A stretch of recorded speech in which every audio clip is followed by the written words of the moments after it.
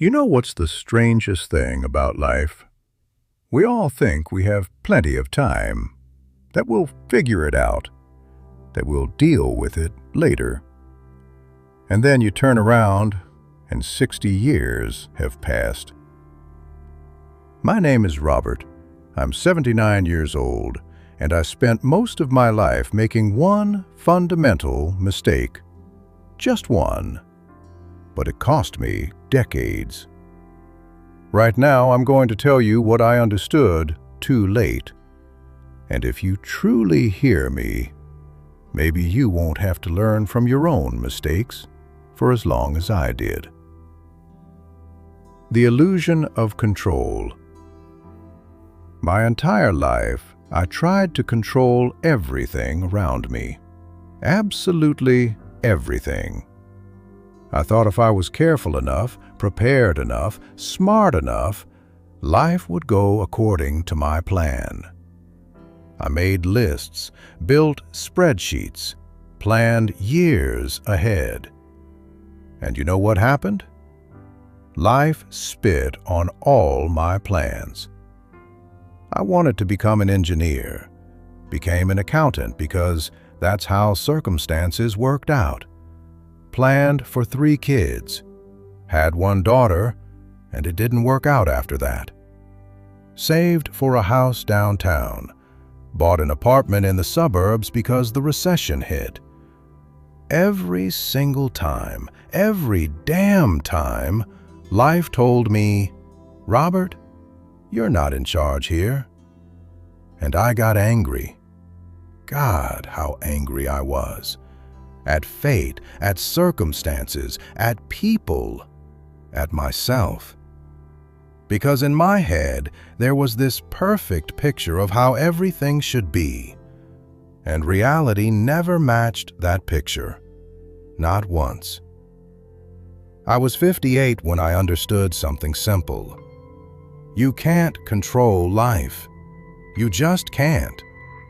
The only thing you actually control is how you respond to what happens. That's it. Everything else is an illusion. Sounds cliché? Probably. But try to actually live with this understanding. Try to let go. Stop resisting what already is. It's incredibly difficult. It took me 20 years of practice, and I still sometimes catch myself trying to grip control over things that aren't controllable.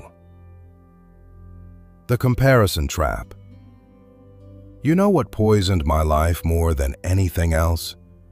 Not failures, not losses, but constantly comparing myself to others. My classmate Daniel started a business. I got heartburn from envy. My neighbor bought a new car. I walked around gloomy for a week. A colleague got promoted. I analyzed what he did that I didn't. I lived in constant competition that nobody but me had declared. Want to know the funniest part? Most people I envied were miserable. Truly miserable. Daniel's business consumed his health and family. He divorced at 45, got an ulcer and a heart attack at 50. The neighbor with the new car was drowning in debt. The colleague with the promotion drank himself into oblivion 3 years later from stress. But I didn't see any of that. I only saw the picture from outside. Success, money, status. I looked at the storefront of someone else's life and compared it to my kitchen. And of course, I lost. Always lost. You understand what the trap of comparison is? You never win. Because there's always someone richer, more successful, better looking, happier. Always. You could be in the top 1% by any measure, but you'll look at those in the top 0.1% and feel like a failure. Comparison is an endless race where the finish line doesn't exist. I was 72 when I finally stopped comparing myself to anyone. You know what changed?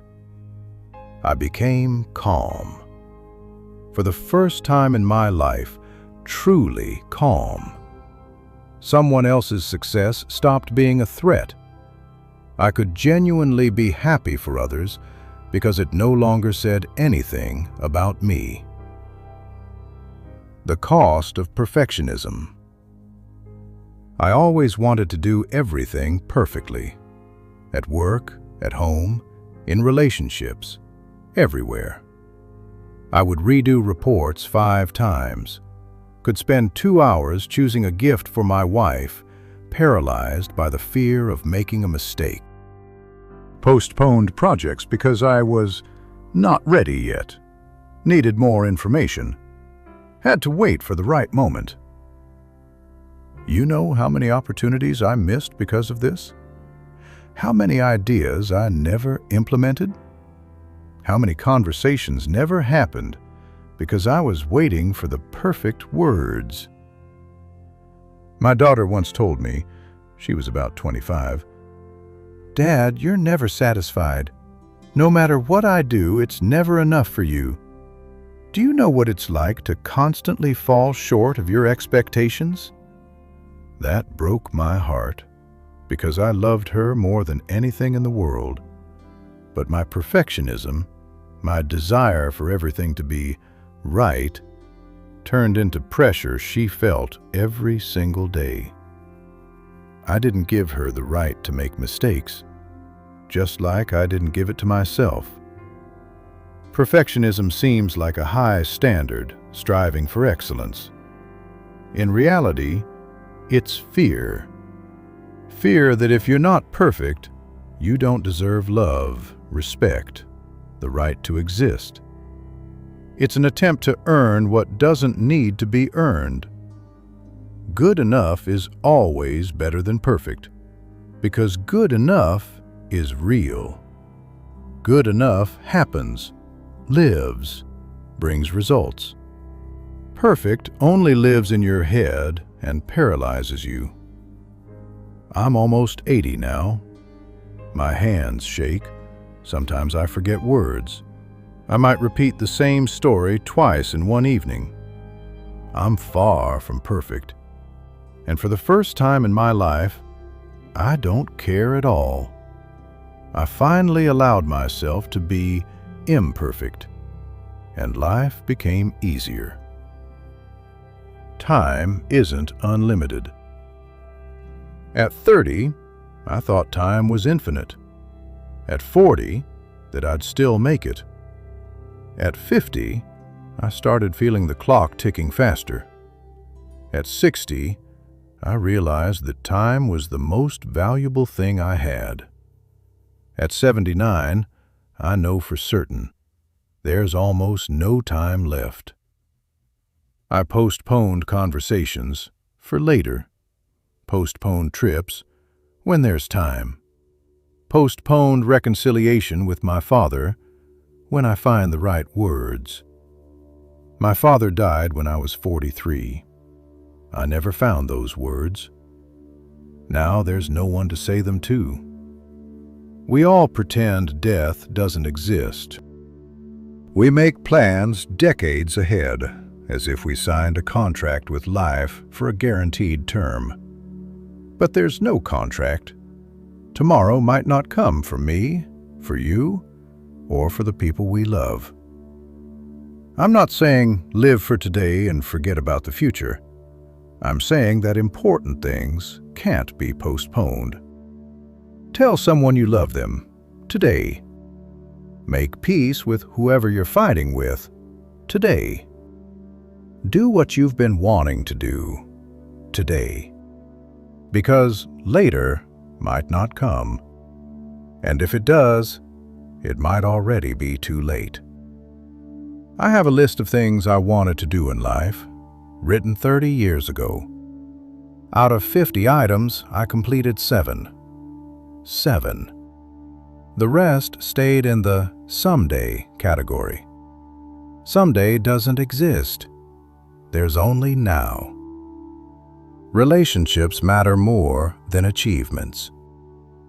I spent 40 years building a career, worked 12-hour days, missed my daughter's birthdays, came home when my wife was already asleep, spent weekends with paperwork. I thought, I'll endure a bit longer, achieve stability, and then I'll spend time with family. You know what happened? When I finally achieved stability and retired, my daughter had already grown up. She has her own life, her own friends, her own plans. We barely know each other. I missed her childhood, her adolescence, the formation of her personality. I thought I was earning for my family. In reality, I was just absent. My wife stayed with me all these years, but the connection between us weakened. We're like roommates who politely say good morning. There's no closeness. Because closeness doesn't happen by itself. You have to create it daily, in small moments that I considered unimportant. Now I have a big apartment, good pension, savings, and a huge emptiness in relationships. I can buy my daughter any gift, but I can't buy the closeness I never built. Can afford trips with my wife, but we travel in silence because we forgot how to talk. You can achieve anything, but if there's no one next to you to share it with, achievements mean nothing. Nothing at all. Careers end. Money goes to others after you're gone. Status disappears the day you die. The only thing that truly matters is people, how you loved them, how they loved you, the moments you shared. Everything else is vanity. Your body tells the truth. I ignored my body for 40 years, worked when I was sick, chronically sleep-deprived, ate whatever, didn't go to doctors unless it was urgent.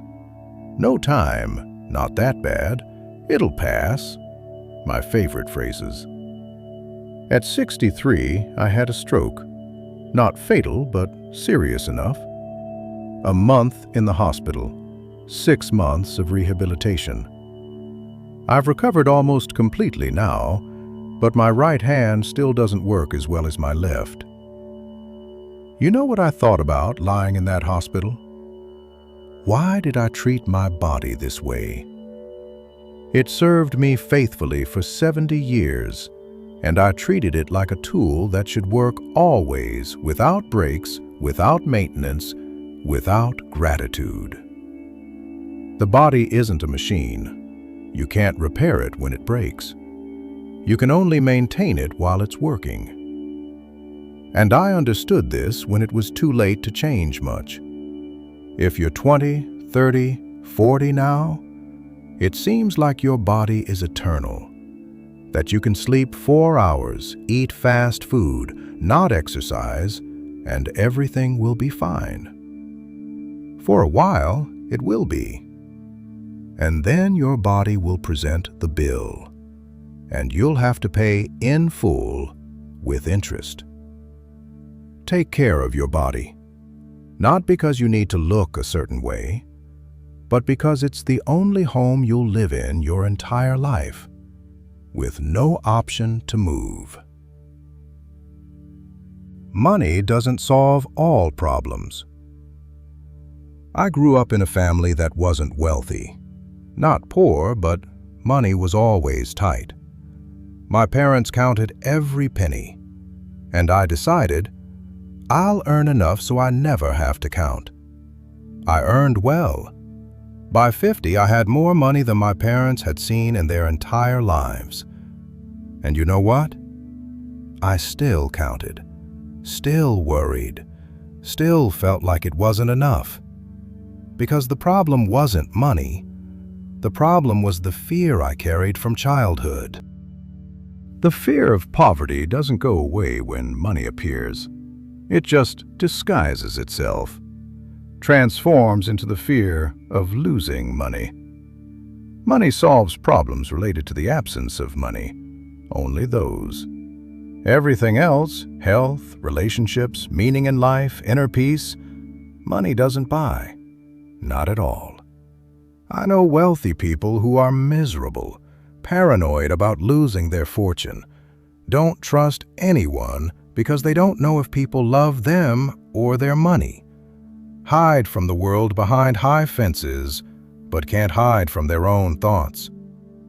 And I know people with modest incomes who are happy, live simply but fully, enjoy small things, have friends, love, laugh, strive to earn enough for comfort, but don't make money the meaning of life, because it's a poor substitute for meaning.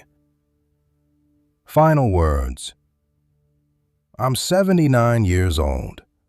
How long I have left, I don't know. A year? 5? 10 if I'm lucky? Doesn't really matter. What matters, I finally understood what I should have understood at 30. Life is simple. We complicate it ourselves.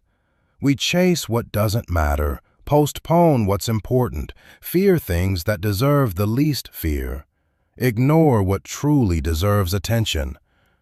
If I could go back, I'd work less and hug my daughter more, plan less and live more, worry less about strangers' opinions and listen to myself more, save less and spend more on experiences with those I love. But you can't go back. You can only pass the experience forward. I hope you heard me. Tell me in the comments, what would you do today if you knew for certain this was your last year? And why aren't you doing it right now?